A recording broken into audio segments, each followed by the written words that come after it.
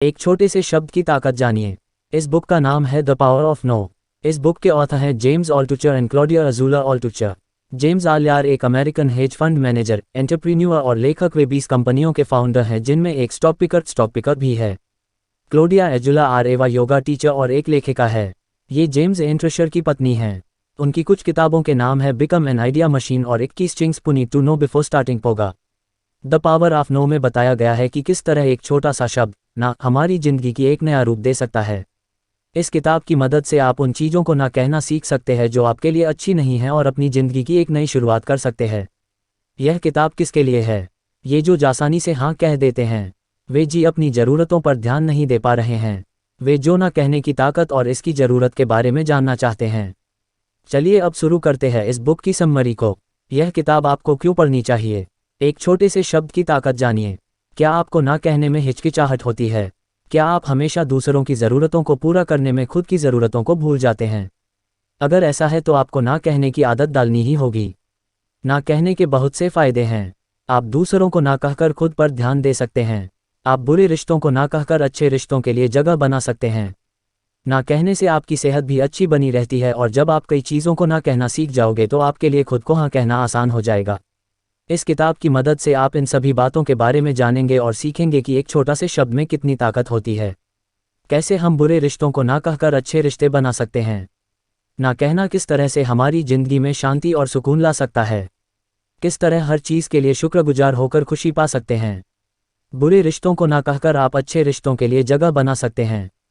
क्या आप कभी कभी कुछ ऐसे काम करते हैं जो आपको अंदर से मार रहे होते हैं? क्या आप ऐसे लोगों के साथ रह रहे हैं जिनके साथ आप नहीं रहना चाहते? अगर हाँ तो अब वक्त आ चुका है इन्हें ना कहने का। आप अपनी ज़िंदगी के फैसलों को सोच समझ कर लीजिए। उन लोगों से दूर रहिए जो आपकी एनर्जी या खुशी को कम करते हैं। अगर कोई आपके दुखी होने की वजह बनता है तो आप उसे छोड़ दीजिए। बुरे रिश्तों को पहचानने के लिए आप ये काम कर सकते हैं। आप उन सभी लोगों की लिस्ट बनाइए जिनके साथ आप अपना कीमती समय बिताते हैं। अब आप सभी लोगों को 1 से 10 के बीच में नंबर दीजिए। अगर किसी खास व्यक्ति के साथ समय बिताना आपको बहुत अच्छा लगता है तो आप उसे 10 नंबर दीजिए और अगर किसी व्यक्ति से आपको नफरत है तो उसे 1 नंबर। अब आप उन लोगों के साथ ज़्यादा से ज़्यादा समय बिताइए जिन्हें आपने 8 से ज़्यादा नंबर दिए हैं और उनका साथ बिल्कुल छोड़ दीजिए जिन्हें आपने 5 से कम नंबर दिए हैं। बचे हुए लोगों के साथ आप थोड़ा बहुत समय बिताइए। इस तरह से आप बुरे रिश्तों को ना कहकर अच्छे रिश्तों के लिए जगह बना सकते हैं। रिश्ते इसलिए होते हैं कि हम दुखी होने पर उनके कंधों पर सिर रख सकें। लेकिन अगर वही रिश्ते आपके दुखी होने की वजह बन जाएं तो उन्हें छोड़ देना ही बेहतर है। अगर आपको कोई काम अच्छा नहीं लगता तो आप उसे मत कीजिए।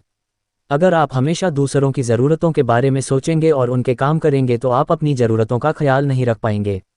इसलिए बेहतर है कि आप उस काम के ना कह दीजिए जिसे आप नहीं करना चाहते। आप इस दुनिया में सबसे अनोखे हैं। आपके जैसा अंगूठे के निशान वाला कोई दूसरा पैदा नहीं हुआ। अगर आप मुकेश अंबानी नहीं बन सकते तो मुकेश अंबानी भी आप नहीं बन सकता। इसलिए आपको पूरा हक है कि आप अपने फैसले खुद लें और वो काम ना करें जिसे आप नहीं करना चाहते। अगर आप बिना मन से कोई काम करते हैं तो वो आपके लिए दुख का कारण बन सकता है। ऐसे में यही बेहतर रहेगा कि आप उस काम को मत कीजिए। अगर आपको लगता है कि आपके ना कहने से सामने वाले को तकलीफ होगी तो आप कुछ इस तरह से सोचिए। मान लीजिए आपको किसी की मदद की ज़रूरत हो लेकिन वो आपकी मदद ना करना चाहता हो। क्या आपको अच्छा लगेगा कि कोई आपका काम बेमन से करे? नहीं, बल्कि आपको लगेगा कि आप उसके लिए एक बोझ बन गए हैं। साथ ही आपको यह भी लग सकता है कि वो व्यक्ति आपसे नाराज़ हो गया है क्योंकि आप उससे अपना काम करवा रहे हैं। अब जब आपने औरों को ना कह दिया है तो वक्त आ गया है कि आप अपने बारे में सोचें। अगर आप ये फैसला नहीं कर पा रहे हैं कि आपको क्या करना है तो आप एक लाइब्रेरी में जाएं और अलग अलग तरह की किताबें पढ़िए। आप वो किताबें पढ़िए जिसमें आपको रुचि हो। ऐसा करके आप अपने रास्ते ढूंढ सकते हैं। आप अपना ध्यान हमेशा अच्छी चीज़ों पर ही लगाएं और बाकी सभी चीज़ों को ना कह दीजिए। एक निराशावादी के शब्द होते हैं आधा ग्लास खाली है। एक आशावादी के शब्द होते हैं आधा ग्लास भरा है। आप आशावादी से भी ऊपर जा सकते हैं अगर आप सिर्फ पानी पर ध्यान देकर ये सोचें कि इतने पानी से मेरी प्यास बुझ जाएगी। आसान शब्दों में कहें तो आप उस चीज़ पर ध्यान लगाइए जो आपके पास है। आप उसके बारे में मत सोचिए जो आपके पास नहीं है। अगर आप इसलिए परेशान हैं क्योंकि आपको प्रमोशन नहीं मिल रहा तो आप ये सोचकर खुश रहिए कि कम से कम आपके पास एक नौकरी तो है। आप उस चीज़ पर ध्यान लगाइए जो आपके पास है और जिसके लिए आप शुक्रगुजार हैं। ऐसा करके आप खुश रह सकते हैं। इसके अलावा आप उन चीज़ों पर से ध्यान हटाइए जो आपको परेशान करती हैं। अगर आपने न्यूज़ में कोई कार एक्सीडेंट देखा है और वो आपको परेशान कर रही है कि कहीं कल आपका एक्सीडेंट ना हो जाए, तो आप टीवी बंद करके कहीं घूमने चले जाए।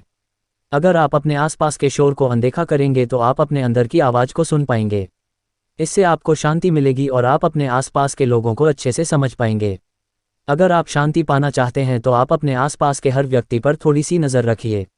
आप देखेंगे कि आप उन लोगों को अच्छे से समझ पा रहे हैं और उनकी परेशानी या अकेलेपन को महसूस कर पा रहे हैं। आप ना कहकर अपने हाँ कहने की क्षमता बढ़ा सकते हैं।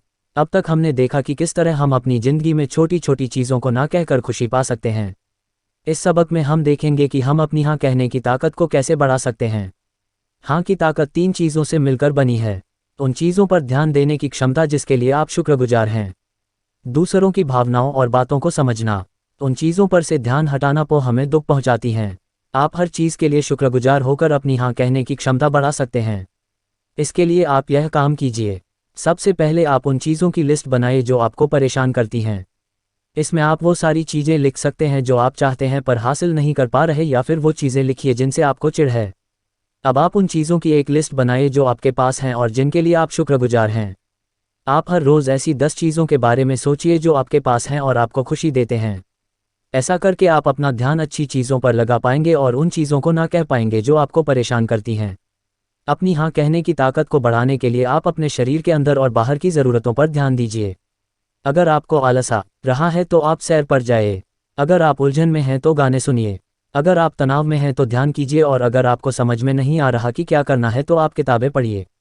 इस तरह आप अपने शरीर की ज़रूरतों का ख्याल रखकर बुरी चीज़ों को ना कह सकते हैं और अच्छी चीज़ों को हाँ कहकर और अपनी ज़िंदगी में लाकर उसे एक नया रूप दे सकते हैं। कुल मिलाकर ना कहना हमारे लिए बहुत फ़ायदेमंद साबित हो सकता है।